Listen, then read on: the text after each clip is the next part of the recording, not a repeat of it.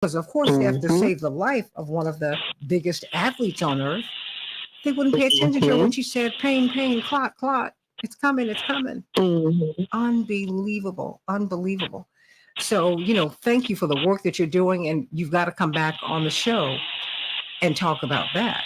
And that I want to hear about how we can all, because if Black women are safer, Indigenous women will be safer. Latinos will be safer. White women will be safer. Right. Asian women, everybody will be safer when those who are least safe have their safety insured. That's the way it works. It's just like Israeli security is tied to Palestinian justice. Bible tells you, I don't need to tell you this. You got a seat at the table in the presence of your enemy. That enemy is God's child too. Get over it. Get over it, folks. this is how it works. That's the deal. That's the deal. Right. What is the good news today? We certainly do need it. Well, good morning, Santita, and good morning to all of your morning stars and friends. There is good news. In one of my classes that I took at the Lutheran School of Theology on spiritual formation, an assignment was given for us to write a rule of life, our rule of life. I'm going to share with you what I wrote. My rule of life was taught to me as a child by my mother, and it has been the golden rule. You know it. Do unto others as you would have them do unto you. I have put concerted effort into living up to this rule, sometimes falling short, yet I tried. What I have found in latter years is that in living by the golden rule, sometimes you can get ruled out. Expending so much energy for others can be draining, especially when you are in the constant company of those who are governed by other rules of life. As a means to avoid burnout, I have expanded my rule of life to include self-care. I can hear God singing to me, take good care of yourself. You belong to me. Love it. I have long said Monday is my Sabbath, but I have in recent years allowed more and more things to creep into this day. I may have to create another day of Sabbath or be more vigilant about keeping Mondays free to do the things I desire. When I give care or attention to myself, my attitude is better when dealing with others. And so I will give more attention and care to myself. So I encourage you today to think about your rule of life. Think about it, write it down, read it. It might make a difference. If you will do this, and I hope that you will, then to me, that's good news. Amen to that. Live consciously. Hadn't even thought about writing up your own rule, but that is not your own rule, God's rule, and how it applies to your life. Let me get that right. Let me get that right. But thank you so much. How can we worship with you? You can worship with me at Lebanon Lutheran Church, 9 a.m. at 131 South Manistee in Chicago. And at 11:30 a.m., you can worship with me at St. Thomas Lutheran, 80th and Jeffrey Boulevard. Both services are on Facebook and live and in person. I love it. I love it. I love it. We love you, Pastor. And congratulations to you. And please, let's talk about you coming back in about this program so that we can make Black women and all women safe. That what you've done unto the least of these, you've also done unto me. Remember that, everybody. When you take care of the people who are most vulnerable, everybody wins. Everybody wins. Everybody wins. Pastor Vicki Johnson, sending you so much love today. Thank you. Thank Love you. Love you. Love you. And we got Dr. Shanina Knight and sending her much love today. Infection preventionist, registered nurse, college lecturer, mom, wife, business owner, all of these things. You do a lot of interacting with the public, and yet you stay really pretty safe. What's on your mind today? Good morning, Santita. How are you? I'm doing great. It's wonderful hearing your voice. That's awesome. Yours as well. So I think today, more so than anything, it's just reminding people some of the important tips for interacting out in public. I don't think it's something that we pay attention to as we should. Meaning that, yes, we do understand how important hand hygiene is. We understand that masks may be important at certain times. Of course, I've seen people still physically distance, especially from someone that they notice has a bad cough. But really, what does all of that mean if you're not doing things at the correct time? If you're not thinking about when are things most crucial, right? It's almost like with anything, like you can have the proper tools, but if you don't use them at the right time, then it's almost like not having them. So in this particular instance, when we think about being out in public, let's say, for example, you are having to be in some sort of building that is community-based, meaning others are using it, there's a lot of traffic in there. Always evaluate what will I be doing when I'm out. So if you're in this building and you're saying, hey, there's going to be elevators versus escalators and they're all going to the same destination, I would ask people, which one do you think is going to be the safer transportation? People would probably say, hey, my legs are going to be maybe less fatigued if I take the elevator, it's straight up, and that's it. But with an escalator, you at least have an option of more open air. So if there is that option, then I would tell people to take the escalator. Now, that would be less of a risk when we're talking about, let's say, air exposure of being on the, elevator with someone that might accidentally cough and being in a small box. But you then look at the fact that when you're going up an escalator, for safety reasons, you might be holding on to that rail. So if you're holding on to the rail, it is essential that after you get off, that you're looking for hand sanitizer at the top, or you have your own accessible, because you don't know how many people have touched that rail before you to go up that same escalator. So I've just given you two scenarios, how yes, there's a button, there's a closed-in space on the elevator, but then going up the escalator, you have more open air, but you still have some risk factors, including touching the rail. So my point is that when we are thinking about where we are at in any setting, how do we evaluate what risk factors are around us? So secondly, if we know as well that we are out and let's say it's at a grocery store, there's pen pads, there's counters that we're going to interact with, there's ink pens that we're going to interact with. Say to yourself, how many people have interacted with these same surfaces and these same items that I have?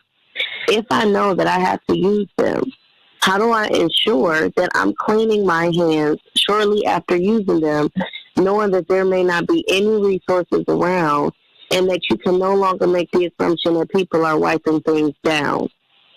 I've been in lines where I've watched people, let's say, touch their nose and then grab that pen pad and then they're getting ready to sign.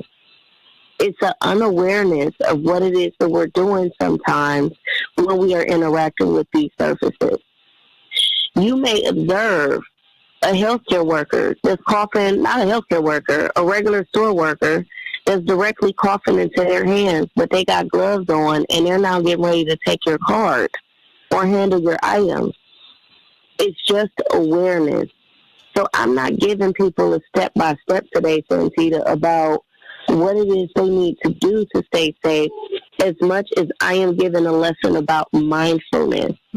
Mindfulness, being aware of what it is you are doing, being aware of your surroundings, and being aware of what others are doing that could potentially be the make or break between you ending up with one of the viruses that are currently circulating around.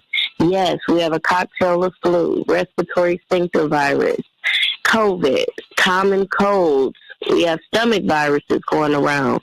These are all things that can be eliminated and can be avoided, and it is not necessary that we get ill. So we do not have to normalize getting ill if we practice mindfulness of our activities, remind ourselves that pathogens are things that we cannot see that can get us sick, but that if we understand that they are there, then we'll know to protect ourselves from them by staying ready so we don't have to get ready. Dr. Shanina Knighton, my mind started going to the pads that you use when you're out in public and that you touch, and someone who might have had the flu, whether they know it or not, or just anything. You touch it, and mindlessly we just go on. And I mean, I'm not mad at anybody, but we do need to become more mindful, just function with greater care, everybody, and you can be helpful. Everybody, let's talk about what happened in the West Bank in a hospital. Dr. Shanina Knighton, hospitals are supposed to be off limits in war. And certainly someone who is in a bed with paralysis is not supposed to get shot to death. But that's what the IDF did at a hospital in the West Bank. I mean, what is going on, everybody? And when will the killing stop? They're talking about a 6-week pause. Why can't we talk about peace? And then at the top of the hour, we will talk about Brittany Watts, someone from your way, Dr. Knighton, 34-year-old black woman, mother, who had gone to the emergency room more than once, miscarried. They kept sending her home. And then when she spontaneously miscarried, they threatened her with prison. Back with more of the Santita Jackson Show in just a few minutes.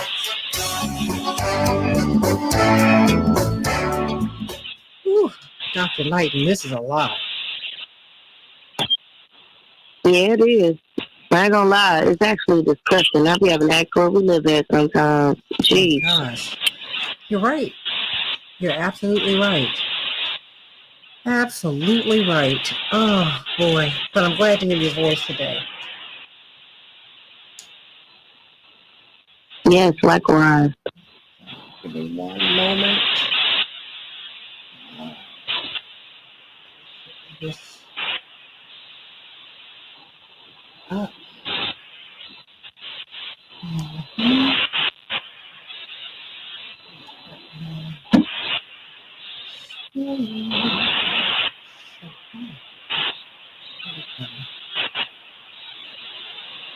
All right, very good. Okay, here we go. Hi, everybody. Please like and share. Good morning, D. Jackson and Ronnie Morning Coffee. Hey. Shirley Carter from beautiful Philadelphia, of course. Robert Williams and Kenneth Rush sending you all so much love today. Carol Soskin from out there in LA. Francis Perkins, Joyce, how you doing? And did I get you, Robert? Oh, you were thanking Pastor Vicky for her wonderful message this morning. And Deborah Lewis, how you doing? Oh, bless your heart. Thank you. You make it worthwhile. You make it worthwhile to get up and to do this. It's my privilege to serve you. Kenneth Rush, how you doing? And sending you all so much love, Donna. Please, everybody, Barbara Bacon out there in Oak Park, Jewel up there in New York, please like and share the show, It helps me with my algorithms, I found. But everybody like and share the show and let people know the real time that it comes on, because those who've signed up to be alerted are alerted like an hour or two after the show has been off the air. So, hold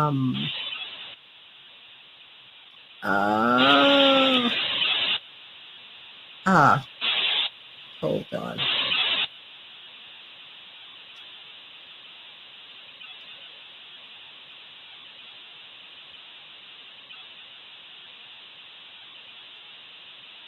Okay. Okay. All right, everybody. So let me get my people up today.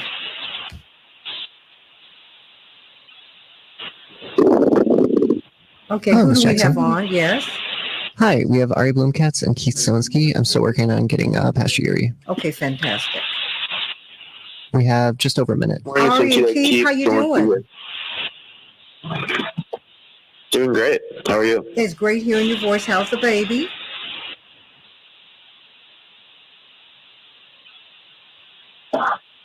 Were you talking to me or? Yes. No, it's not you. Oh. No. Baby. No. I know you're like, oh, wait. I heard that fear. I could see the fear in your eyes. From Pastor over Yuri this on the way. line.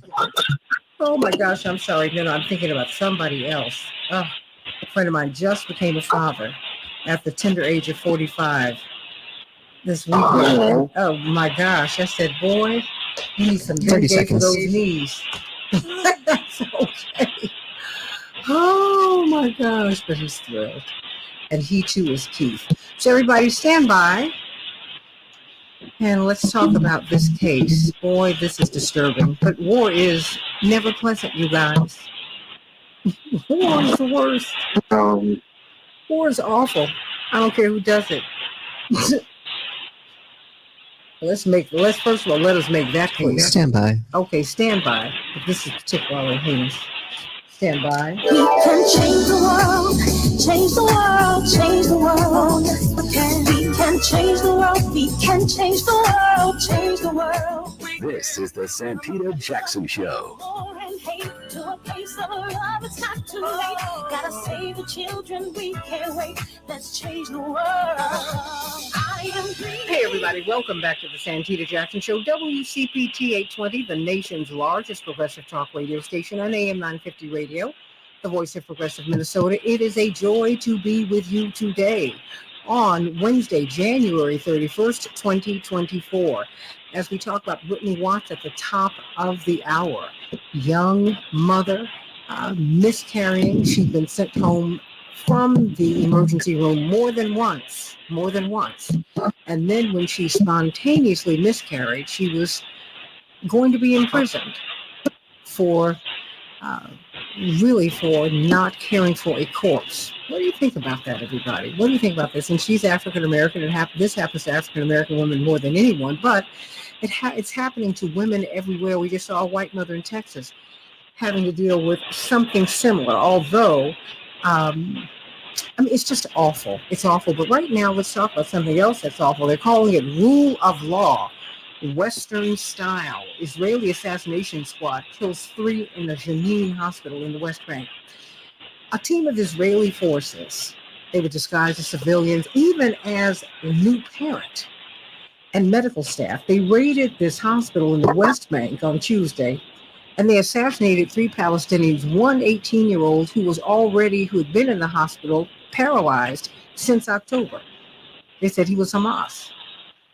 Okay, I don't know what he could have done. And journalists on the ground, according to this Common Dreams report, say that there was no apparent attempt to arrest these individuals. They were just killed, some people say, in cold blood.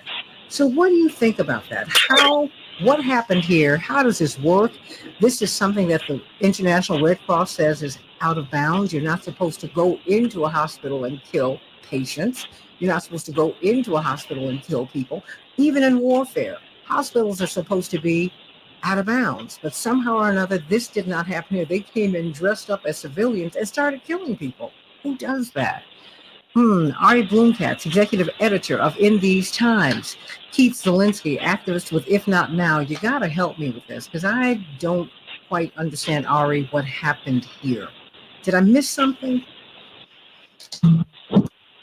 Well, I think one of the things that I'm thinking about in regards to this right now is not necessarily the details of exactly what happened here, but some of the overall lessons that we can learn from this. And one of those is that Israel is engaged in a genocide, and there's no tactic, no strategy, no length to which they won't go to absolutely kill and ethnically cleanse and get rid of the Palestinian people right now. And we're seeing this, we've seen this a lot in Gaza, we've seen this a lot in the West Bank. And, one of the things that I think is interesting here as well is that, this occurred in the West Bank, this occurred in Jenin, and I think we're seeing an expansion of the violence in the West Bank as well. But we've seen over and over again since October 7th some of the most disgusting, some of the most abhorrent things that we've ever seen anywhere in terms of not necessarily war, but just violence and assault and overall assassination. And, the way that Israel has been going about its bombing has been described as a mass assassination machine. So whether or not it's this sort of disgusting tactics at hospitals, which, are of course supposed to be protected targets, or not supposed to be targets, but protected locations, or elsewhere, we're seeing the most extreme depths of violence, and we're seeing the most extreme depths, in many ways, of the evil of the human condition, and it's horrifying on just so many levels. Is there any recourse? I mean, this is International Red Cross. The Red Cross says this is not supposed to happen. You don't go and kill someone who is paralyzed in a bed, Ollie. I mean, this is insane. If anything, if you say he's Hamas and you wait till he gets well and wait till he gets out the hospital, you don't go into a hospital and kill somebody in the bed. Really? I mean, I think that we've seen these types of things over and over again. I mean, one of the things that always struck me since October 7th was, we remember when the Israelis all of a sudden said, okay, everybody's got to move south, and we got to move all of these people south into southern Gaza. Well, how are people with disabilities supposed to do that? How are people in hospitals supposed to do that? How are elderly folks supposed to do that? And, we see this over and over again, the Israeli military and Israeli government going after folks that are the most vulnerable here. We know that women and children are making up the overall bulk of those who are killed right now. We know that there's nearly half of those killed are children right now.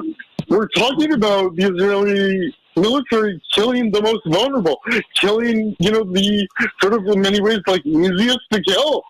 It's just so disgusting, abhorrent on just so many levels. And we've seen all of this scary stuff with hospitals previously as well. We've seen the Israeli military plant evidence in the hospitals trying to justify their violence against them. We've seen these claims that they're being used, one way or another.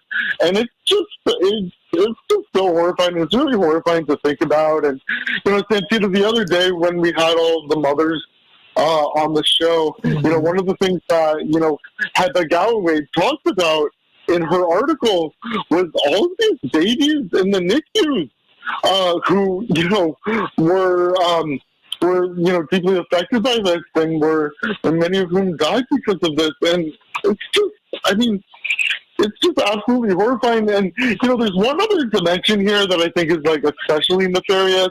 And that dimension is the fact that, one of the things that, the Israeli government frequently talks about with regards to the Hamas attack on October 7th is this overall line that Hamas came and killed people in their beds, killed elderly people in their beds, and things like that, right? There's no separation. There's no difference between what's happening there and then going into a hospital and killing people in their bed there. There's really no separation at all. And that's, it's just disgusting all around here. This is really unsettling, Keith Zelensky. Because this is happening with our eyes wide shut, I guess. There's no hue and cry, there's no outcry about this. I think the international community, and especially Americans, have to ask themselves, where is the red line for Israel? Where will they stop? Where won't they stop? Because all I'm seeing is a constant escalation by the Israeli military, by the Israeli government to dehumanize and brutalize Palestinians, whether they're in Gaza or whether they're in the West Bank. And the genocide in Gaza has served as a great distraction for them for the increasing raids and the settler violence in the West Bank that has taken place since October 7th. And this is, unfortunately, a harrowing example of that. I mean, imagine if Palestinian fighters had done this and the roles were flipped. Imagine. You know, but it would be number one, it would be blown up in the media and all of that. We understand that story, and I think I'm glad that it's finally being told. What concerns me overall is our cruelty to each other. Keith and Ari and Reverend Dr. Yuri, who is a veteran, and Attorney Darrell Jones. It's just so cruel. I don't understand. You know, I've had Matt Ho on our show, veteran who really is a peace advocate now. And he talks about moral injury, Reverend Dr. Yuri. And how, you know, when we see a lot of these veterans, when they come home, they're suffering from moral injury because you have to undo everything that you've been taught in Sunday school in order to be a killer. And with all due respect, that's what you have to become. But I don't know how you could even wrap your mind around going to kill someone in a hospital bed who's paralyzed. Reverend Dr. Yuri. Well, good morning, Santita. I don't have an answer for that level of brutality and inhumanity. If we think about the rules of warfare, hospitals are typically zones where conflict and combat are not exacted because of the nature of their mission, right? Mm-hmm. It is the place where both sides would, in their own environments, would rely upon care. So that's one. We've changed the context that there's no place that is safe for extending care for the human condition, the ills and the issues that affect everybody, not just one side or the other. That's one. But the second thing is, and I think we have to be clear, that the Prime Minister has been very, very clear. Even when he has anticipated or kind of forecast how long this conflict is going to last, he didn't describe it in terms of a condition or an outcome. The outcome has been clear. The outcome is permanent displacement, reclaiming of land, and the annihilation of a people.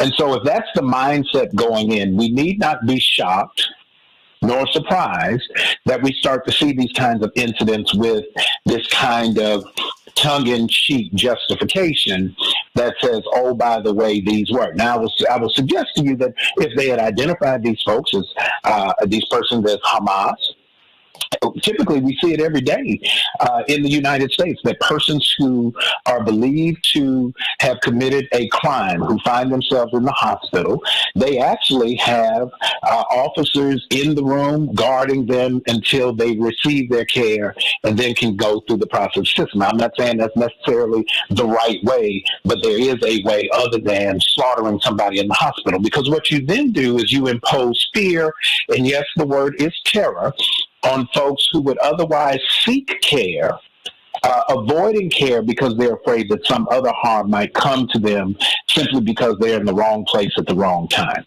And so this is the most egregious form of hostility that can be imposed on the people, not to mention that when we talk about the moral injury, the reason many of us go into the military is to serve, not to kill. That the notion of defending the interests and protecting our community, that's a noble act.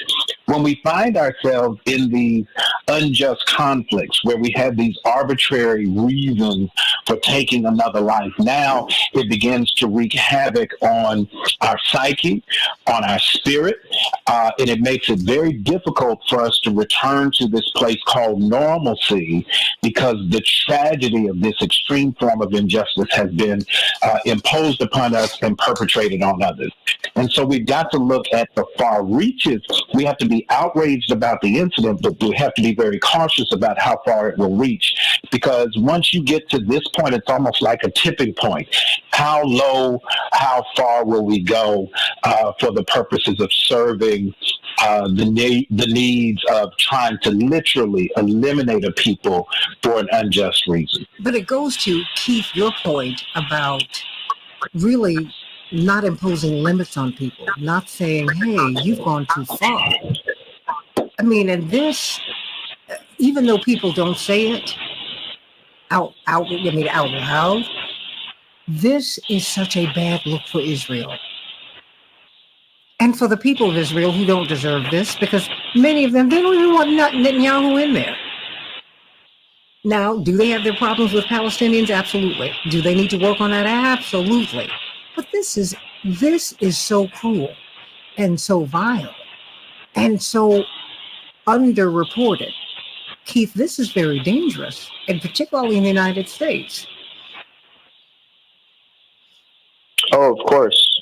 I mean, we've heard it from John Kirby himself, one of the main spokespersons for the U.S. State Department, that there is no red lines for Israel. There is none. And Biden has clearly expressed that through his lack of action. So Israel has the absolute green light to do these things, because Biden refuses to pick up the phone and say no more military aid, no more vetoes in the UN Security Council until you clean up your act. That's just not going to happen. Biden has received tons of money from the Israel lobby over his lifespan as a politician, because he is pro-Israel by all means necessary. He doesn't believe in the humanity of Palestinians.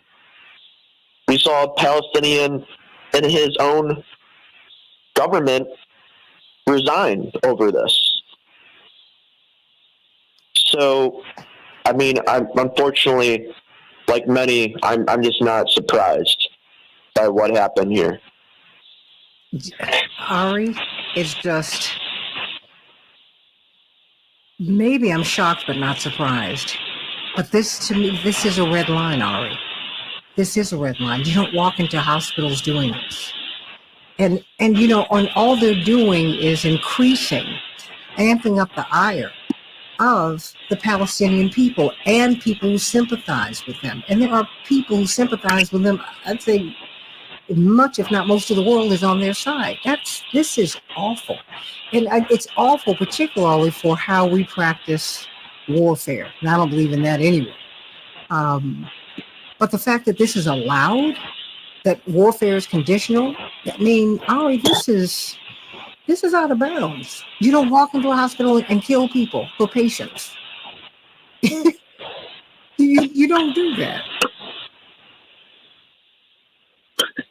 Yeah, and I mean, absolutely not. But I also, would offer that the Israeli military and the Israeli government has been doing unforgivable things for 75 years now. Mm-hmm. Israel was founded on massacres. Israel was founded on the displacement of Palestinians. Israel was developed on systems of apartheid and ethnic cleansing. It has been abhorrent from day one, and I think that's what a lot of folks are recognizing right now, is that the entire project of the state right now is one that's built on a type of settler colonialism that's extremely violent and genocidal. And, I, tend to have like a hard time in terms of, debating sort of like levels of atrocity and levels of death.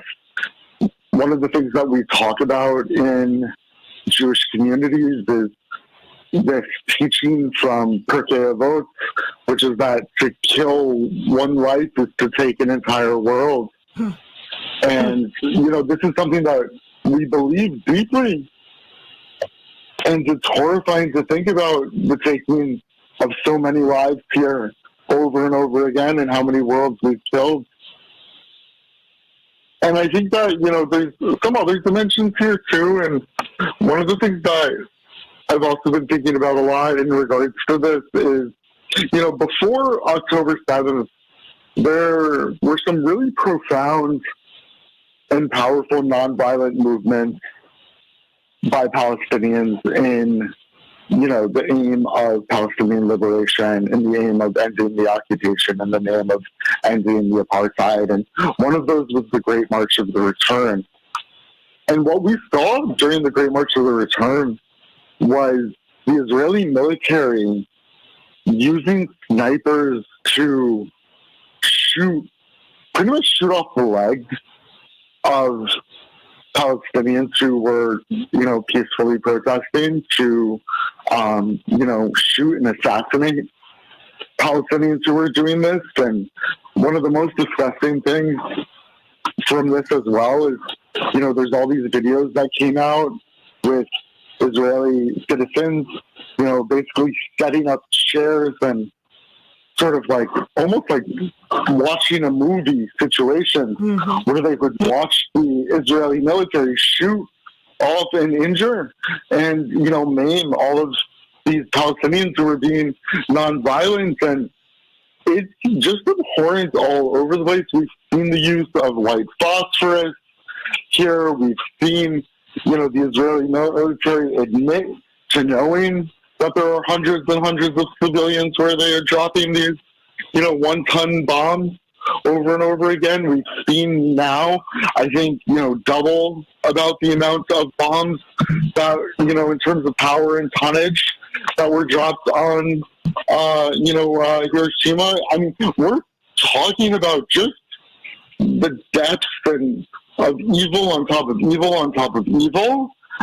And I think there's, we talk about like what's the red line here, and I think that's like an important question. But for me, the other question is like, do we really think that it's possible? Do the Israelis really think that it's possible to bomb our way out of that, to kill our way out of that? And it's not. We know violence begets violence. We know that violence and this will not make Israelis safer. It will not make Jews around the world safer. It will not make anyone safer at all. And we are seeing now this expansion very much of the violence into the region as a whole. Well, we're seeing the issues in Jordan. We're seeing everything. Yeah. Well, no, hold on. Reverend Dr. Yuri, I'm thinking of moral injury now. I mean, what does this do to a human being? What does this do to a human being? I have a couple of minutes here, because to me, that is what is frightening to me for our Jewish brothers and sisters. What is and to all of us, when we do this, to me, this is dangerous. Reverend Dr. Yuri, you've got 2 minutes. It is dangerous in the most sinister way, because it creates a death of the soul. The moral injury, in many ways, is almost fatal or somewhat fatalistic in terms of its impact, because there is such an overt and obvious contradiction between what you've been taught and now what you've been told, right? What you've been directed to do, or what you're observing on behalf of whatever this principle is. I think we have to be very, very clear about what is the intent of the Israeli government and what are the desires of the Israeli people. the assumption that this government is acting in the best interest of its people, I think, has been disproven long ago. And so now the moral injury that we often see amongst folks who are engaged in the military and combat is now extending. The moral injury is almost creating a breadth of what we would call lament. That now it is burdening the people for whom you say you are trying to protect.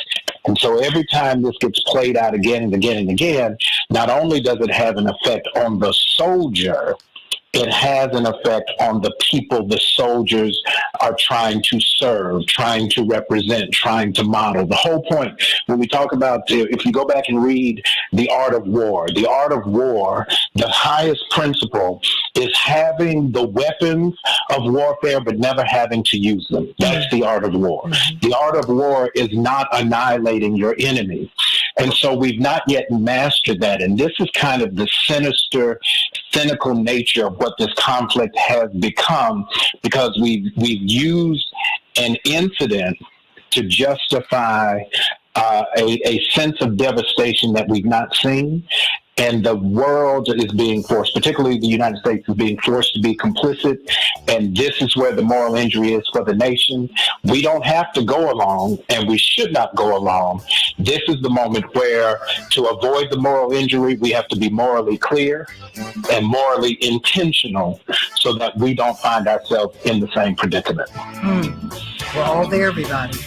Everyone, if you're silent, you're complicit. Ari Bloomcats, in these times, magazine executive editor, Keith Zelinsky, keep doing what you're doing. We're going to see you at City Hall in a little bit. There is a ceasefire resolution that is on the table. If Chicago passes it, it will be the largest city in the United States to call for a ceasefire. Mayor Brandon Johnson supports it. Up to 22 alders do. But what about the 28 others? We're going to hear about that from Zoe Carson in just a minute. And then Brittany Watts. Why was this woman who had gone to the emergency room with a miscarriage, on the brink of miscarriage, why was she turned down? Why was she sent home? Why did she nearly die? Why was she nearly imprisoned? Back in just a minute.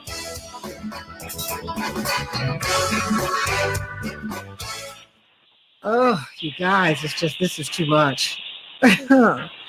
Oh, but Ari, call me a little bit later. I'm going to run down to City Hall. Are you, Keith and Ari, are you all going down to City Hall today?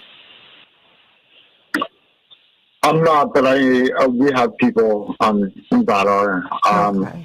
Yeah, it's sure to be a day. Oh yeah, well, I'm gonna run on through, and so, well, there we have it. But if you'd like to stay for this conversation, you're more than welcome to. Sure, if you need me, no problem. I'd like to have you involved. Yeah, no problem. No. What's the I love what you said. What you say? Oh, I was just asking, what's the conversation? Well, we're talking about Brittany Watts. She's a young African-American mother who was nearly put in prison. She was miscarrying. She went to the emergency room more than once. And she was obviously in a tremendous amount of pain. At one point, you saw from the article, Reverend Dr. Erie, they had her waiting 8 hours as she is writhing in this excruciating pain. And they would not help her. You used to be able to take mifepristone so that you could expel the fetus. They would not do that for her. Hello, Ms. Jackson. Yes.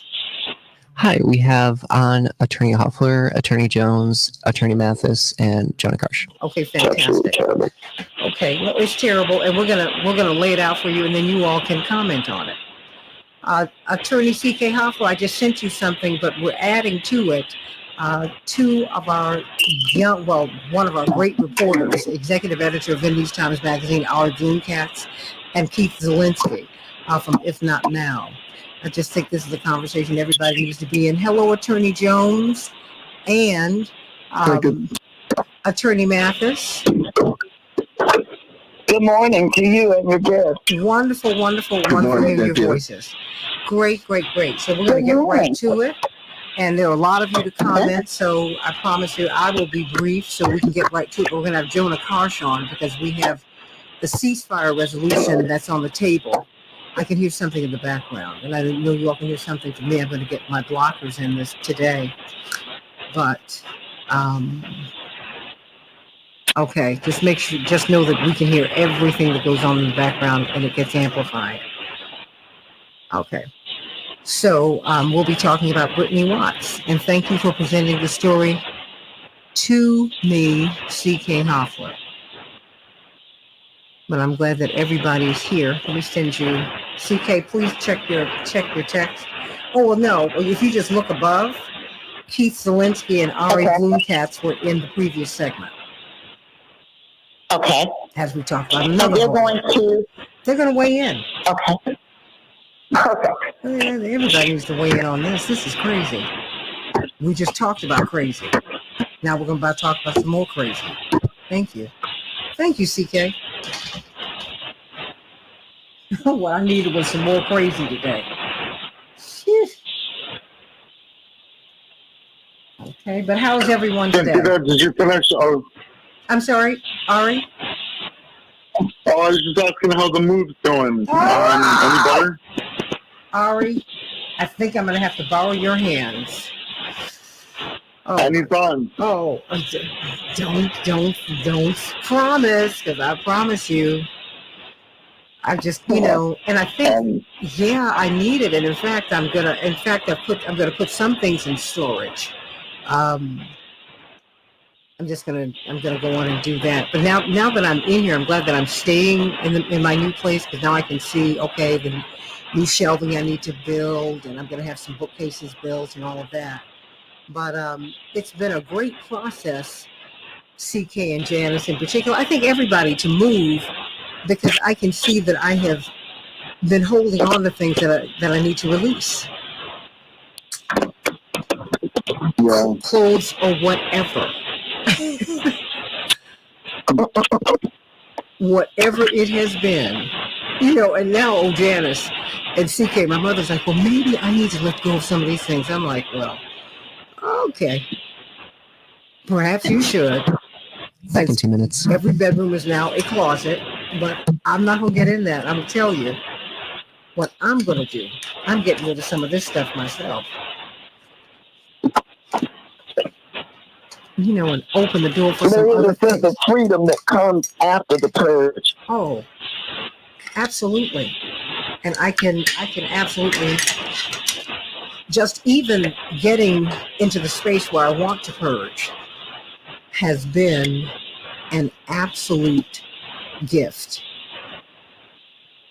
So someone called me last night a little down, well, not down, very depressed. And I've told this person that they need they need professional help. There's some things that I'm just not equipped to do, because this person exhibits the signs of being bipolar.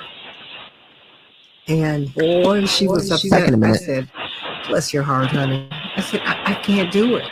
I'm not a therapist. I'm not licensed. Please. I just wanted to have some light talk with you. There is no talk that is light. And I just can't carry it anymore. I can't. And that's what happens, folks. I think that also happens with age. So stand by. CK, you have the list of all the people who are with us. We want to try and get as many of them in before the break. But we're going to have Jonah Karsh on. Jonah? Yep, I'm here. Okay, fantastic. I'll talk with you immediately following the show. 30 seconds. I know Reverend wants to run through, but he will only be able to run through if he can, because there are some, he has his therapy appointments, and we are now insisting that he not move them. Because when he moves them, that has a negative impact on his health, and it's pretty immediate. Have you had a chance to talk to Saba? I'm going to call her, because he was pushing. Still want to know. Yeah, no, I will. He was pushing last night to come on through, and but I'm saying You can't say anything with him because he will still show up. Stand by. Change the world, change the world. Yes, we can. We can change the world. We can change the world, change the world. This is the Santita Jackson Show. War and hate to a place of love. It's not too late. Gotta save the children. We can't wait. Let's change the world. Hey everybody, welcome to the Santita Jackson Show. Can you believe it's the end of January? Well, it is Wednesday, January 31st, 2024. I am Santita Jackson, coming to you from WCPT, the nation's largest progressive talk radio station, and AM 950 Radio, the voice of progressive Minnesota. Hey everybody, let's talk about Brittany Watts, the young Ohio mother who was almost put in prison because no one would take care of her when she was miscarrying. Can you believe she waited in a hospital emergency room in pain for more than 8 hours and no one would give her the drug that has been delivered for about 50 years, mifepristone, to help her to spontaneously expel a fetus that had already died? Wow. She almost went to prison over this. And this disproportionately impacts Black women, but it's impacting all women. So we're going to talk about that today on the Santita Jackson Show. I can hear I'm going to turn over my headlines to Jonah Kosh because I think that we have got a really, really big story that whatever it is, it's always going to be a big story, but I need you to kind of mute what's going on in the background, Jonah, if you're out and about. And there is a ceasefire resolution on the floor of City Hall today. If it is passed, this will be the largest city in the United States of America to call for a ceasefire. Our mayor, Brandon Johnson, endorses it. And initially, only 8 members of the city council endorsed it. And now it's more than 20, up to about 22. Will 4 or 5 more others come over to the right side today? Well, we are going to see. We'll be down at the City Hall today, starting at 9 o'clock. So that we can find out exactly what's going to happen. So Jonah Kosh from If Not Now. Jonah, the balance of my headlines go to you. Thank you so much, Santita. I think you said it perfectly. Yeah, this is a movement that started in response to the just devastating genocidal violence that we're seeing against the people of Gaza. And after the attacks of October 7th, instead of standing with the people of Israel, the city council said they were going to stand with the state of Israel. And they passed a resolution standing with the state of Israel in as they prepared to carry out what is now what the ICJ has said is a plausible risk of genocide. And, the stories that we see coming out of Gaza just every single day are so utterly horrific. We understand that this is a moment where everyone needs to do their part to end the genocide, even those who feel like this is outside of their normal purview. I understand the city council doesn't consider international affairs, but this is one of those are you on the right side of history moments. This is one of those beloved community, collective humanity moments. And I'm really hoping that our city council ends up on the right side of history today. Yesterday we saw, I'm not sure you saw, Santita, but a bunch of Chicago public school students walked out of their classes and protested and occupied the lobby of City Hall chanting for Palestine and in favor of this resolution. It was just tremendously inspiring. And we know where our kids stand on this. We know where our city stands on this. But we also know that there's organized opposition to this and last-minute efforts to scuttle the resolution, to do alternate resolutions that are watered down, that don't call for a ceasefire. So, in the couple hours before the meeting, call your alderman's office when they open and tell them we need you to vote for Alderman Laspada and Alderman Rodriguez Sanchez's ceasefire resolution. No watering down. Vote for the resolution. Call for a ceasefire for the people of Gaza.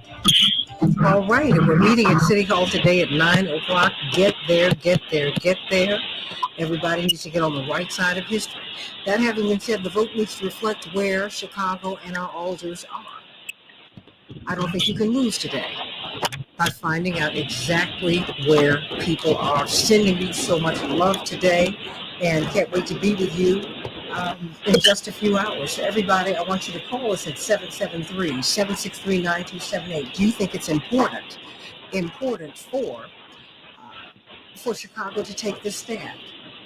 please call me and let me know what you think. 773-763-9278 as we look at all that we are seeing, the raiding of the hospital by the civilians, and on and on and on. I mean, is it now time for Chicago to take a stand? Everybody, we've got Legal Q&A with CK. Let's talk about Whitney Watts, 34-year-old mother. 34-year-old mother. She was in distress. She was miscarrying. And yet,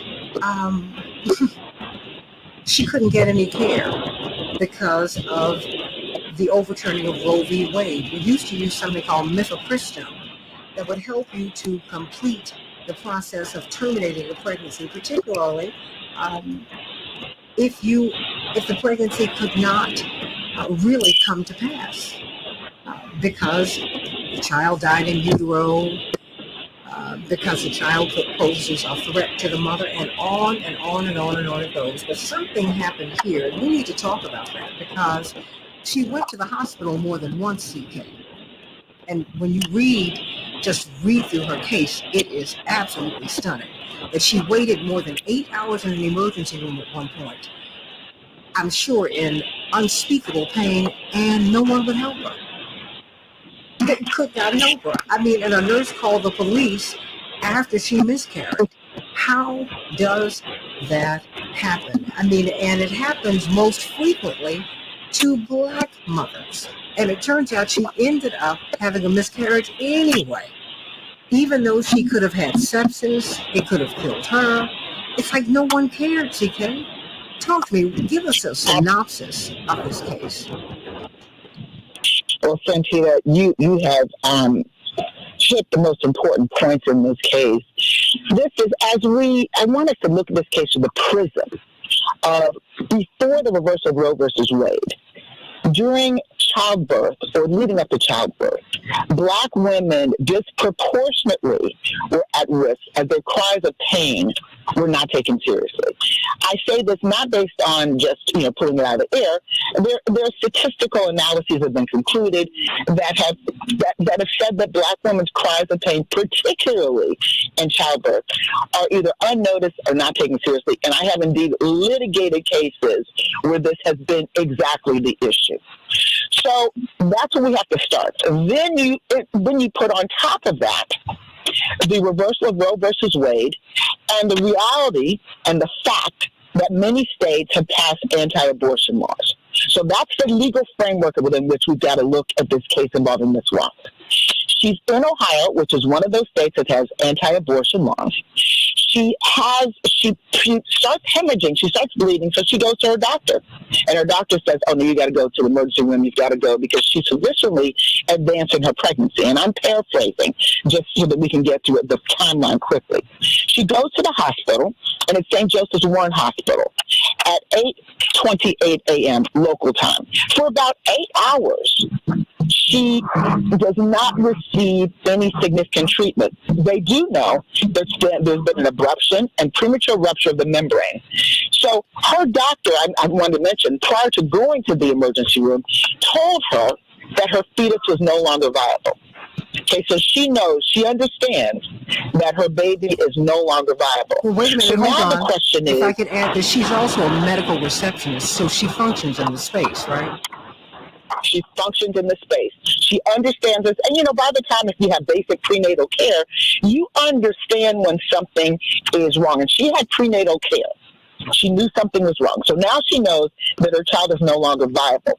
So just think of the emotional impact of that. But let's put that aside because it gets worse. She goes to the emergency room knowing her child is not viable because now there's a question of what she needs to do to save her life. She's had an abruption and premature rupture of the membrane. Her white blood cell count is more than twice of what it had been in the past. And the doctors are telling her that she needs not some treatment, but immediate treatment before she finds herself at death's door. This is an emergency. It's critical. It's crucial. She goes to the hospital for help. They do not help her. They're sitting around, and she's asking, pleading, can somebody help me? They don't help her. So she leaves the hospital. The doctors let her know that's not a good idea, but she said, I've got to leave. Nobody's helping me. Unbeknownst to her, what they're doing is they're running this situation by the ethics committee because they understand that Ohio law, which is now interposed in this medical crisis and emergency, has mandated that the doctors not do what medically they should do to potentially save this woman's life because her fetus is no longer viable. So she's at great risk. So then she goes ahead and she continues to hemorrhage, and she does in fact have a miscarriage. She comes back to the hospital, and she basically, Santita, does not receive the care because the hospital is afraid or feels that it cannot intervene in this woman's care because of Ohio law, or Ohio's anti-abortion law. This is one example of thousands of examples that are happening, and they're hitting African-American women disproportionately because, again, the context that we find ourselves in, and this is a reality, is that the cries of Black women when they are about to deliver or when they are pregnant are largely met with deaf ears. This is a nationwide crisis. This is not unique to Ohio. And then this happens. So this has happened to women. It happens a lot here in Atlanta. There are organizations that are trying to address this, but it's happening so frequently because when you're pregnant, I know this having been pregnant, when you're pregnant, anything can happen. Anything can happen. This can happen.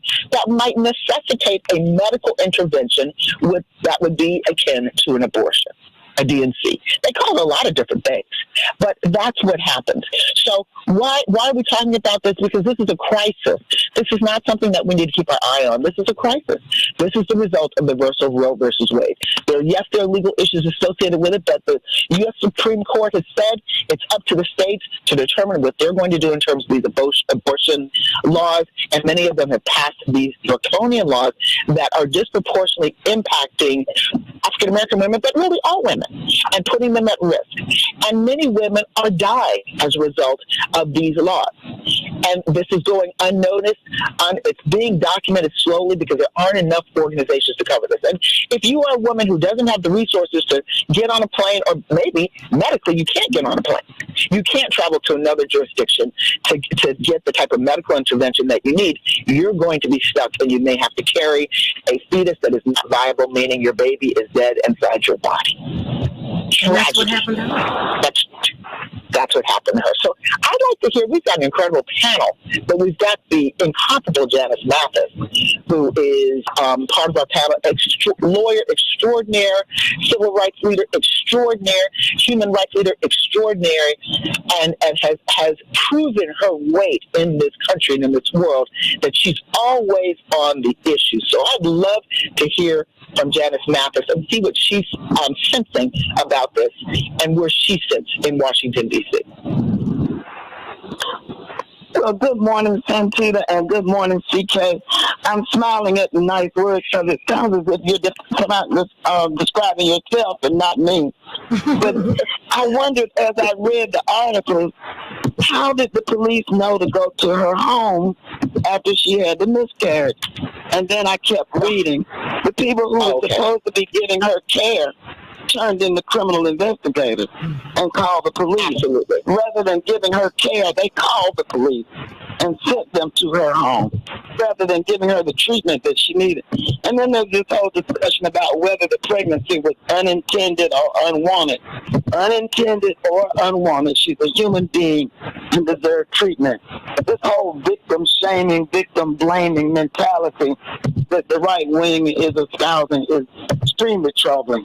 Not only did she spend 8 hours in the ER on one day, over 3 days she spent 19 hours waiting for treatment, according to one account. And she was told not that we're covering our behinds and looking at our ethics strategy. Inducing labor would endanger your health. That's lying to your patient. Practicing defensive medicine. And think about the trauma. Can you imagine you miscarry in the toilet? You scoop it out and take some of it outside and put it in a bucket. Will you ever forget it? Will you ever be able to wipe that from your mind? Thank goodness for the grand jury that refused to indict. You know, sometimes grand juries made up of common everyday citizens. They got it right in this case, thank goodness. TK, I want you to answer for me whether they talk about it was punishable up to 12 months, but then it was also characterized as a felony. Which one was it? We know that commonly only misdemeanors receive a maximum sentence of 12 months. And then why did she wait? Not because she didn't want to induce labor. She begged them for treatment. The hospital lied to her and told her if we induce labor, it could endanger your health. Well, guess what? Carrying a deteriorating, decomposing fetus can endanger your health too. Think about the decomposition. The death was bad enough, but then the decomposition that followed it after 3 or 4 days or a week. How long had the fetus not been viable? And I think rather than blaming the victim, we got to think about where the blame really belongs. It belongs on policymakers who are more concerned about getting reelected than they are about health equity. And then activists versus apathetic voters. You know, one thing that hurt me about this whole situation, her family and friends, while her case was being deliberated before the grand jury, they were out in the street making noise. I can't say it for sure, but I have to believe that helped treatment avoid criminal prosecution. They staged a protest, and we have to remember we can't be silent in the face of malpractice and silent in the face of women being treated like cattle. Absolutely. Not even like that. You know, these folks love their animals. They don't love they would have had a human beings. veterinarian out there doing making sure that there was all the treatment that was necessary if it was a prize cow or something. Yeah. I mean, but not for a woman. Absolutely. But you know, CK, we've got Reverend Dr. Uri's going to be leaving us. He's got to go to court in just a few minutes. And I wanted you to be able to get some feedback from him before he goes. I definitely will. Let me just inject one thing. Medical negligence. I do medical negligence. This is a problem because clearly those doctors engaged in medical negligence. Clearly the nursing staff, everyone that touched her, that hospital engaged in medical negligence. But because of the laws in Ohio, and say she went to try and get and seek advice from a lawyer, it would complicate that case. And even if someone did bring a case on her behalf, here she has been arrested. And this case went before a grand jury. And that, of course, poses complications for a civil case. Now, I do want to hear from Dr. And that further prejudices the victim. But Dr. Todd Uri, I know you're getting ready to leave, so we want to hear from you. You're up there in Baltimore, the DMV. What do you say? Let me start with, sometimes you just kind of held speechless. The level of dehumanization that goes with this whole scenario is a problem. Internal hemorrhaging very often is fatal because of delay in treatment and care. So while there's a meeting about what the system might be blamed for, what they can and cannot do, this mother's health, her very life, is put at risk intentionally, procedurally. That's a problem. The second piece is we've created this system now where for many women of color, poor women, their very humanity is left subject to debate simply because they find themselves in a situation where they are would-be mothers.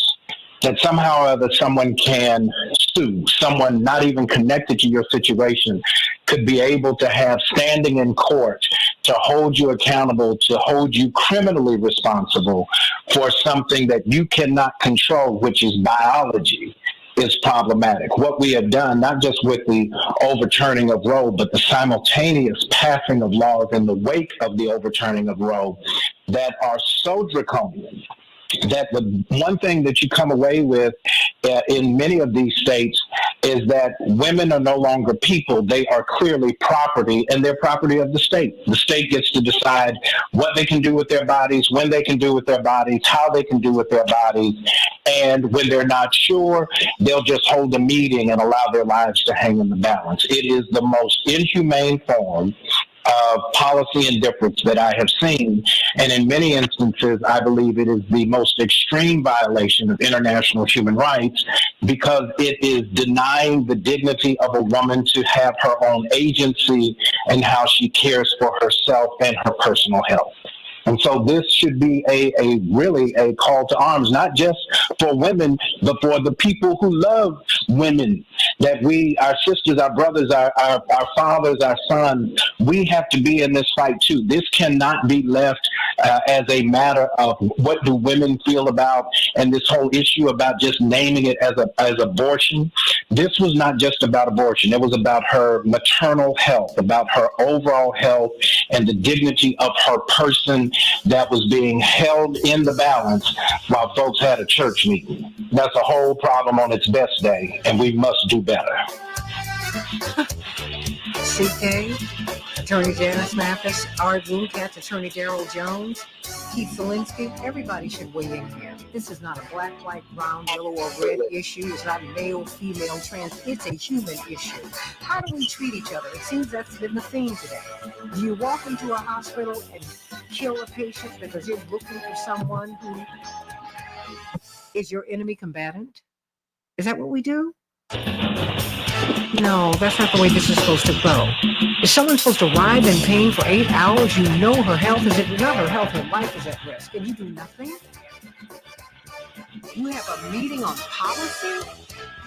No, everyone who was within, if she was within their purview of care, they ought to be sued, CK. It's shameful. It's shameful. I agree. It's shameful. It is shameful. And this is what happens when non-trained doctors, those law nurses have never set foot in a medical school, have no training, and they're making decisions, medical decisions for women. And also when your policy, when your politics are driving policy instead of letting your morality drive it. This is what we've got here. I could go over to Santita Jackson Show in just a few minutes.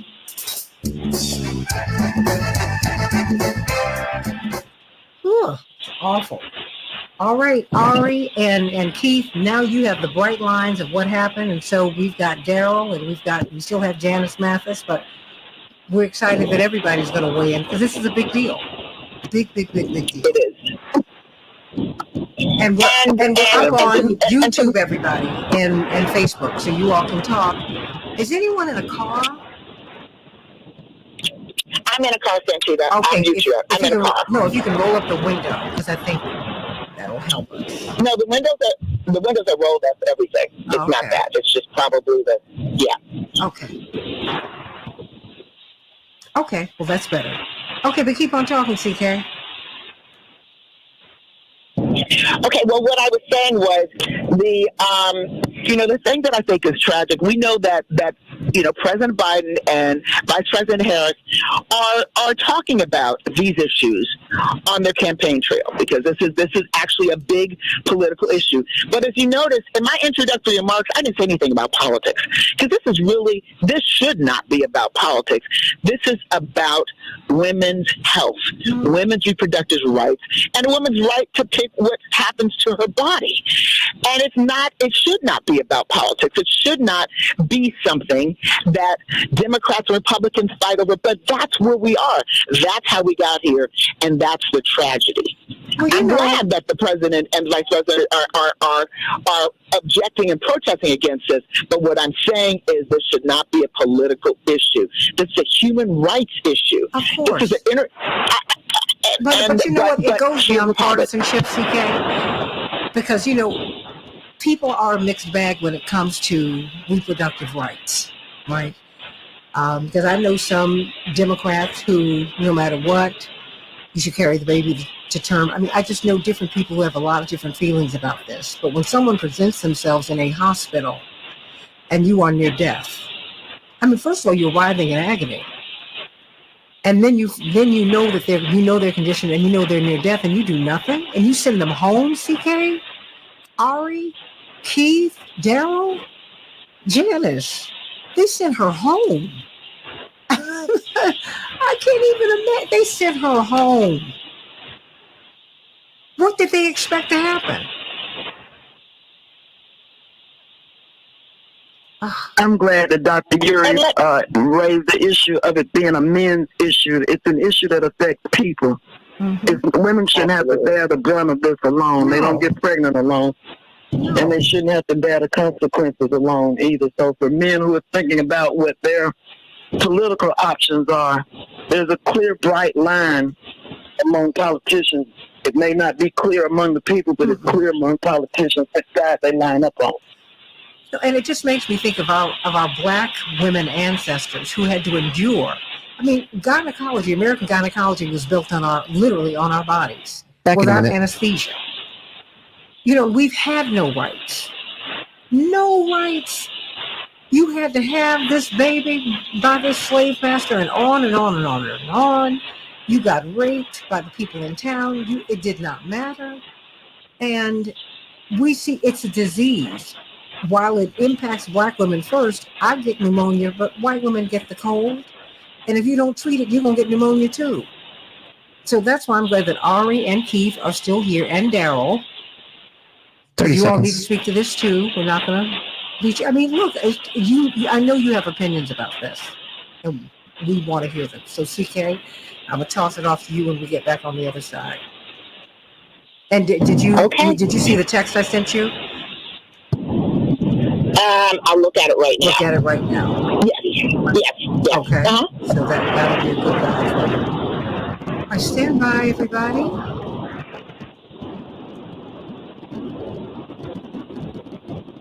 We can change the world, change the world, change the world. We can change the world, we can change the world, change the world. This is the Santita Jackson Show. To a place of love, it's not too late. Gotta save the children, we can't wait. Let's change the world. I am greedy. Back with the Santita Jackson shows. We're talking about Brittany Watts, 34-year-old mother, African-American woman, who almost went to prison because she had a miscarriage. But it's a little bit more complex than that. She went to the hospital, presented herself more than once. Her life was in danger. It was very clear that the child was not going to make it. But they made her go home. They made her go home knowing that she was on the verge of miscarriage, knowing that after birth, trapped inside of the body, a decomposing fetus, as you put it, Attorney Janice Mathis, it will kill you. Attorney C.K. Hoffler, this is frightening. It makes you understand why now more and more Black women are opting not to go into the hospital to have their babies. Abby Phillip just did a fabulous piece on that on CNN. She had her child at home. I saw that. She characterized her own pregnancy as low risk, but she said she didn't want to go to the hospital. Wow. Absolutely. And that is becoming the trend. Midwives are very, very popular because of these types of things. Would love to hear from Daryl Jones, who's also in the DMV, attorney extraordinary, civil rights, voting rights attorney, chair, because this is an issue on the ballot. This is going to be an issue on the ballot. Daryl Jones, about this. Thank you, Santita and CK. This is an incredible issue. And let me tell you, I've been listening to the conversation, and what Brittany Watts has gone through is just, nothing less than horrific. So let me tell you, this is where I think people have got to understand where the rubber meets the road, as they say. One of the things one of the reasons that Brittany Watts finds herself in this situation is because of the legislature in Ohio that had passed all of these bills, this legislation, which really restricted a woman's access to reproductive health and dealing with abortions. The reason that the hospital is running to the ethics committee for approval is because of the legislation that was passed in Ohio. This is what we have to remember. And, Santita, as you know, I always say, let Vice President Harris go. Let her get out there and tell this story. Look, if we use Ohio as the example, we got to remember that it was in Ohio that a 10-year-old rape victim couldn't get an abortion and had to go to Indiana. It's in Ohio where if you are pregnant, you can't use Medicaid to access abortion care. In Ohio, you can't do that. Right now in Ohio, there's legislation that's being considered that would to really take the control away from the voters of Ohio in determining abortion access. What do I mean by that? This is what I mean. There are conservative legislators in Ohio right now that are realize that they lost this past constitutional amendment with, what was it, 70% of Ohio voters who said that they should continue to have abortion access. So what are they doing? They're now coming up with legislation to say that the legislature on its own will be the entity that can determine what abortion access women have in Ohio without the courts serving as a backdrop, as a restrictor. It would be completely legislative driven. This is all in Ohio. So when we look at what's happening to Brittany Watts and what has occurred to Brittany Watts and the psychological impact that it's had on her, it's going to be even greater as this legislature looks to, remove the rights from women to have access to this. I don't feel sorry for the hospital, but the hospital's in a situation where they don't know what to do. They're afraid to make decisions. Well, if the hospital's afraid to make this decision because they don't really understand the law, if the doctors are concerned because they don't really understand the law and they don't want to be locked up, where does that leave the other Brittany Watsons that are out there? But Daryl, wait a minute. Medical professionals are that confused. Daryl, they might not understand the law, but they take a Hippocratic oath. They don't just follow the law. They've taken an oath, which is deeper than the law to me. First, do no harm. That's their job. Now, if you don't go past what you're supposed to be doing, what are you doing? Well, Santita, that's the situation that the doctors find themselves in. And I talked about this, I lectured for the National Medical Association. This is exactly the issue that the doctors are finding themselves in. This is a problem, especially if you're a doctor of color and you've taken an oath. But we have other guests, Santita, as well, that I'd love to hear on because this is such an important issue. I know that Ari Bloomkatz, who's the executive editor of In These Times magazine, would love to hear what you have to say about this, Ari. Thanks so much, and TK, it's a real honor to be on a panel with you. Just really in awe of all the work that you've done and all the fighting for justice that you've done. There's a couple of things that I'm thinking about here.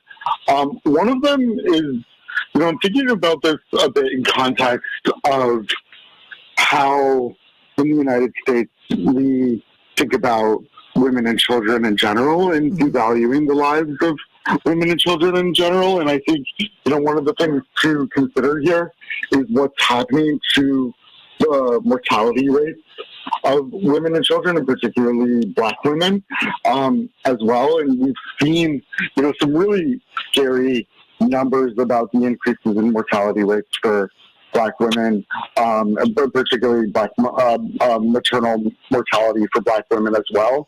And, I think that some of the data here is that, we had like a low of, 5.3 deaths in 2001. We've had like really highs of, 29.7 deaths. Like previously, we've seen deaths like increase from 1999 to 2019 from, 10.7 deaths and up. And when it comes to child mortality, we're also seeing increases. We saw increases from 2022 to now as well. And these are really scary situations when we are living in a country in which child mortality and mortality of Black women is just, constantly increasing. And that, I think, tells us something about our country and our values and where we're going. So, that's one thing. Another thing that I'm thinking about is, most of my family is in Ohio. I've lived in Ohio. I spent a lot of time in Columbus, and I taught in schools in Cleveland as well. And, I'm really, proud of a lot of the folks that were fighting for Issue 1. And it is so scary indeed that what the state legislature is looking to do around hold on 1 second. Issue 1. I can hear something hold on 1 second, Ollie. I can hear something in the background. Somebody, everybody, just put yourselves on mute until we call upon you again. Ari? So My mom was out, outside of libraries and in front of grocery stores, getting folks to get out the vote for issue 1, and so many folks were. And so, I want to recognize that there is, a great swell in Ohio in support of reproductive justice. But what we're looking at in Ohio overall is a state that, has gone from being in many ways, almost like a toss-up state. They used to have this saying, as goes Ohio goes the nation when it comes to presidential elections, and that's, long fallen by the wayside now. We have a extremely conservative governments throughout Ohio.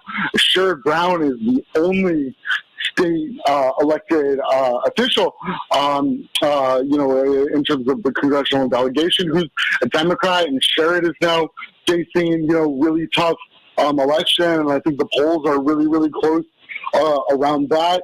And what we're seeing from this incredibly right-wing government in Ohio is not just attacks on reproductive justice. We're seeing attacks on trans folks. We're seeing attacks on LGBTQ folks overall. We're seeing attacks on public schools. We're seeing attacks across the board in Ohio right now. And it is a very scary situation for so many folks there. And, I think that one of the things that we can do as organizers, one of the things that we can do as people who believe in justice work, is to really work to uplift a lot of the grassroots organizations in Ohio right now that are fighting back, that are pushing back against this incredibly right-wing government and this incredible assault on social services in Ohio and on social programs in Ohio, and frankly on people of color and marginalized communities in Ohio as well.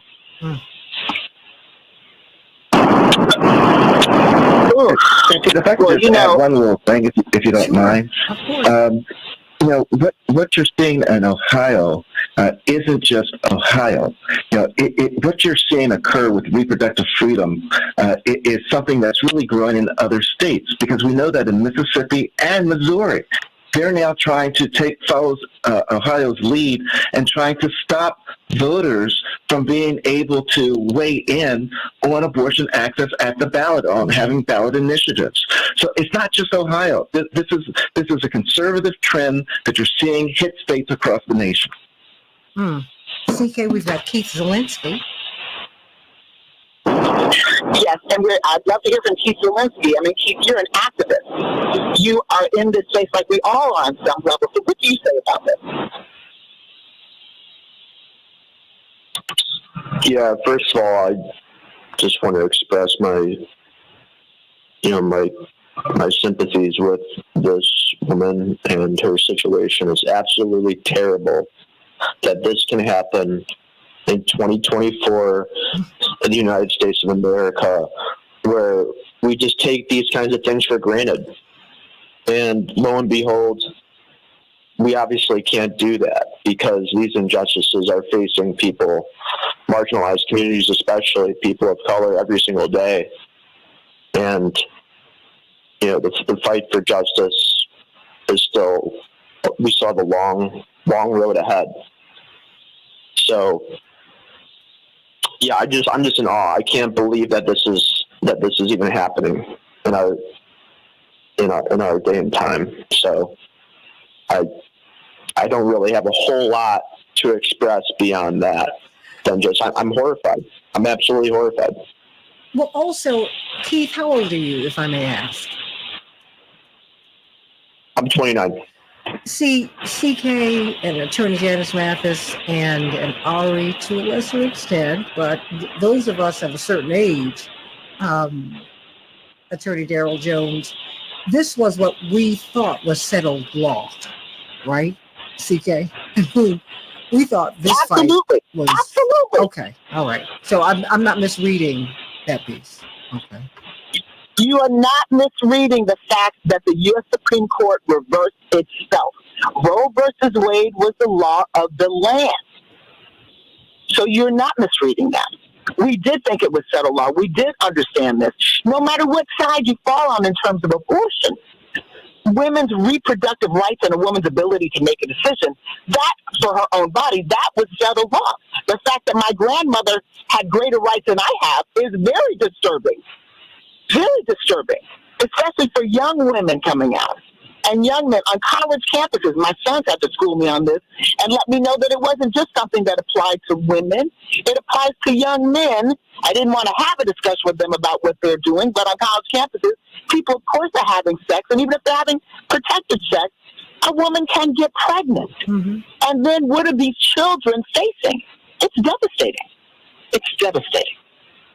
So on a college campus... Janice, yes. Something just struck me. I just ran across a quote from Mercy Health, the hospital where Ms. Watts was being treated or not treated. Mm-hmm. The quote is, while the legislative environment has placed an increased focus on the necessity and importance of ethical reviews, our mission compels us to provide compassionate care to all. That's what they told CBS News. Would that were true. Whatever the legislative environment is, something your dad used to say to us all the time, Reverend Jackson, even if you don't win, leave some footprints on the door. In other words, we have to try to kick down these inhumane policies as long as we have breath. I'm trying to wrap my mind around CK and Janice and everybody and Keith and Ari and Daryl. This woman being in the emergency room for 8 hours, CK. Obviously and I'm in trying pain. to wrap my arms around the fact that the hospital personnel felt it was their duty to report her and to send the police to her house to collect the evidence so she could be arrested. And you know, Janice Mathis, you said this best. Thank God we had a grand jury on that day that used good sense, common sense, and judgment. But I'm here to tell you, and we all know this, that on any given day, you can have a grand jury that says, oh, no, we need to make an example, and this is really criminal, and she needs to face, 10 years in prison for this. Absolutely. And that could happen, and that is also happening. Well, why does this disproportionately hit Black women? For the same reason that people don't take Black women's cries of pain seriously. It is because when we present to, I've seen this so many times in cases, when we present to the hospital on labor and delivery, somehow there's a implicit bias, implicit, explicit, downright, direct, whatever you want to call it, bias, that since we came from the slave ships and we would have babies in the fields, we should be okay with a little bit of pain. So when we are yelling and saying that we are in pain, there's something wrong, somehow, somewhere, that does not resonate with medical professionals in some hospitals. Mm-hmm. Well, no, we don't feel pain to the same everywhere. extent that white people do. That has been codified. That's Right. That's been studied. That's been studied. It's been studied, but also what's been studied and is that Black women. So then the studies go further. That Black women don't experience the same pain in childbirth. How could anyone make that study? So my point is that that's why it's happening disproportionately to Black women. That's why we're also seeing Black and brown women, and we're also seeing that poor women who don't have the resources, who don't have access to, and don't know how to reach out to lawyers and people to intervene. A lot of times, you're in an emergency situation. You don't have the luxury of calling around and trying to find a lawyer to represent you if you can get one. None of those things are options when you are pregnant or when you're miscarrying. I know what it is to have a miscarriage. Unfortunately, you're not thinking of you're thinking of your child that you are losing at that moment, and you're thinking of your own health, because a woman is closest to death when she is bearing a child. That is a fact. We're closest to death. So you're not thinking of the logistic, the legal, the Ohio law, this law, that law, and this and that. You're thinking about saving your child's life and saving your life. And you're relying on the medical professionals to do something about it. But you can't. And now you've got someone as prominent as Abby Phillips, Now you got, Jackie Robinson's daughter, the iconic Jackie Robinson's daughter, helped to pioneer midwifery, move it into the modern world. Of course, Sharon Robinson, we love her so much. She's been struggling with her health of late, but Ebony did articles on her. Her mother was a registered nurse. This was an issue when Sharon was capped at Howard 50 years ago. 50 years ago, okay? When she became a registered nurse because she went to Howard University. Whoop, whoop, Howard. Okay, I've done that. That having been said, I'm trying to figure out, how do we move this needle? To CK, we've got about 5 or 6 more minutes here, because the fact that this woman walked into an emergency room, look, when I read that she was in this kind of pain, and that her white blood cell count was through the roof, which meant she was feverish, and she might not have even been at herself in terms of her thinking. This. Well, Santita, I think, how do we move the needle? I think everybody should give closing thoughts on that question. How do we move the needle? Starting with Janice Mathis. How do we move the needle, Janice? I think we have to join in the political discussion at a higher level and elevate this issue of health equity, not just maternal health, but health equity across the board. I don't care if you're talking about COVID or diabetes or heart disease. There's stark disparity in the incidence and outcomes of these health issues on communities of color. And we can't leave it to Planned Parenthood and middle-class, middle-aged white women to lead this struggle.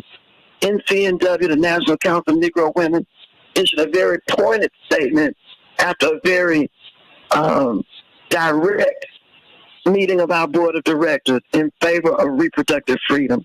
We can't be afraid of our denominations or our politicians.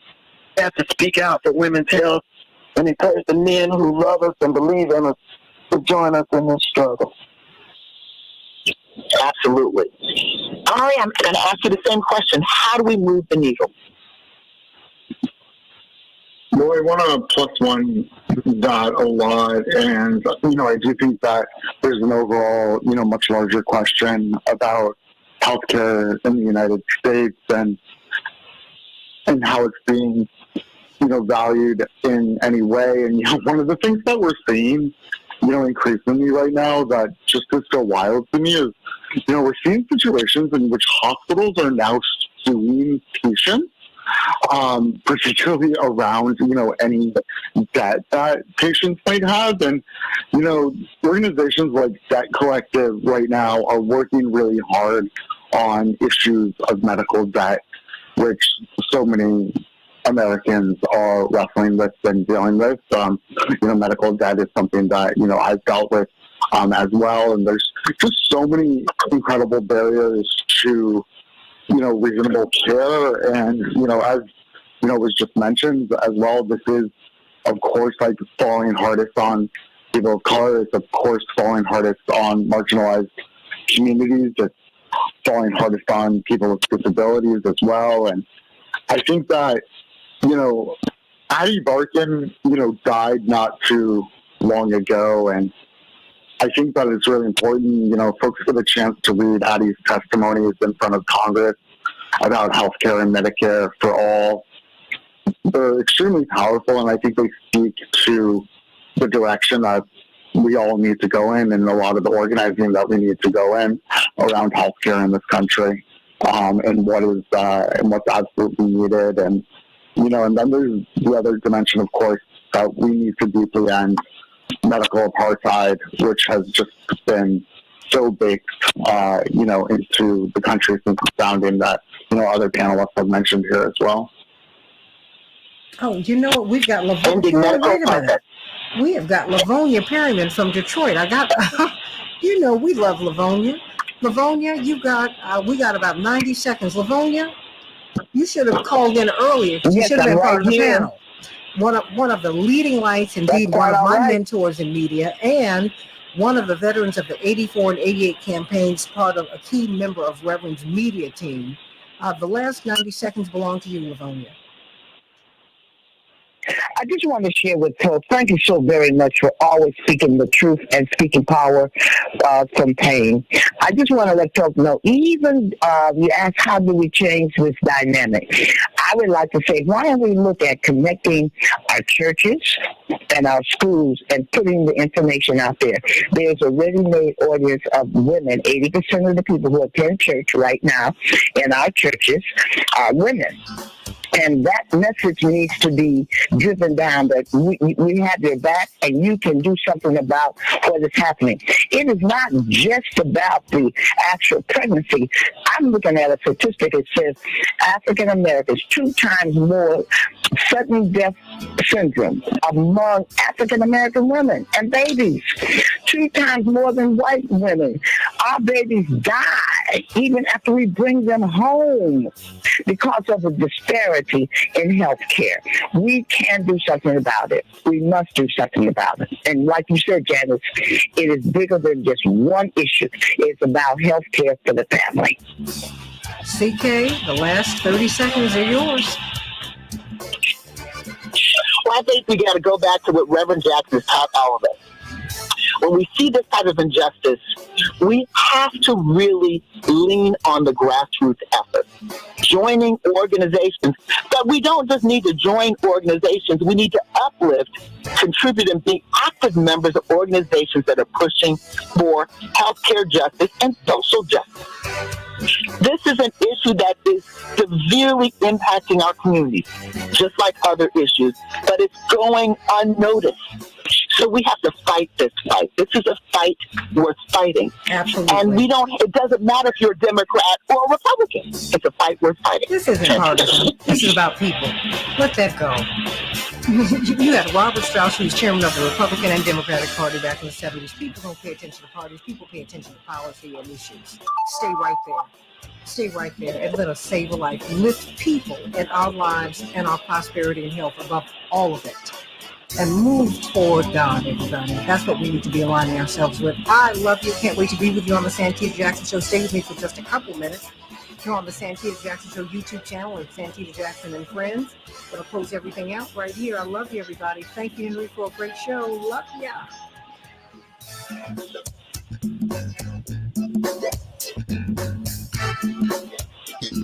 Everybody, I do not have a lot of time this morning. In fact, I've got fewer than 5 minutes because I've got to find out exactly what Reverend's going to be doing today.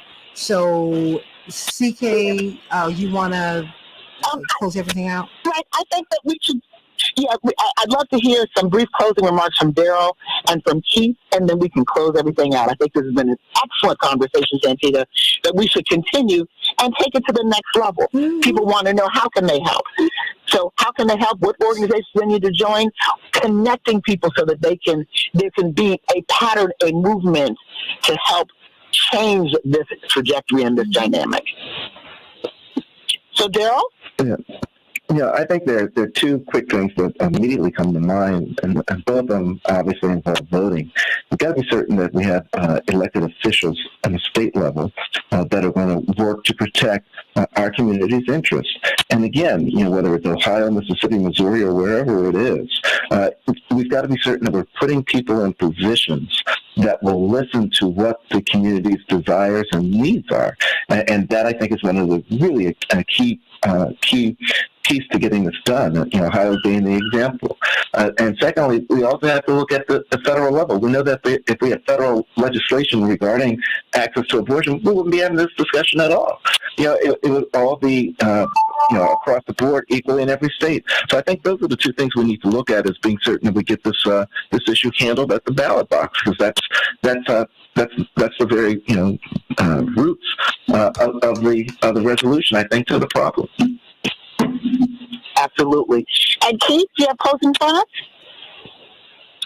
Yeah, of course. Thank you. I think something that I've learned just in my own activism experience is how much your voice matters when it comes to not only just going out and protesting, which we all should, we should all do if it's accessible, but making your voice heard through just calling and emailing your state, your local and federal representatives, whether that's a state senator, a U.S. senator, Congress rep, Let them know that your vote is contingent on whether they stand on the right side of history, on whether they stand for proper health care in the instance that we were just discussing. And, that goes a long way when we do it in a mass movement. They say if you want to go fast, go by yourself. If you want to go far, go with the people. I love you, everybody. CK, Attorney Janice Mathis, Livonia, I'm going to call you a little bit later. Attorney Daryl Jones, Reverend Yuri, who stepped away. Ari, Keith, sending you all much love. I'm pushing out of here, but I love you, love you, love you. And thank you, Henry, for a great show. We gotta bounce. Love you, everybody.